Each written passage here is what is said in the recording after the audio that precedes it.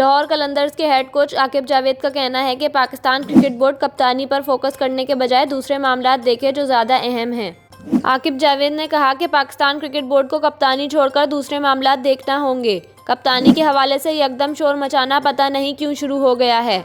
शायद इसलिए कि सरफराज अहमद ने 2 टेस्ट मैचेस में अच्छा परफॉर्म कर दिया है।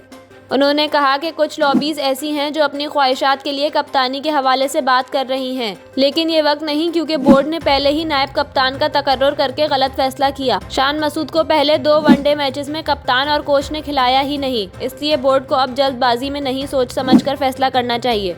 आकिब जावेद का कहना था कि कप्तानी के अलावा बेशुमार ज़रूरी चीज़ें हैं जो बोर्ड को करना है। डिपार्टमेंटल क्रिकेट की बहाली, टीम मैनेजमेंट और सिलेक्शन कमेटी जैसे मामलात ज़्यादा अहम हैं, इसलिए कप्तानी के बजाय अहम मामलात पर फोकस करें। उन्होंने मजीद कहा कि लाहौर कलंदर्स के मुकामी खिलाड़ियों का कैंप 4 फरवरी से शुरू होगा। कलंदर्स की इंतज़ामिया PSL 8 के लिए पुरजोश है।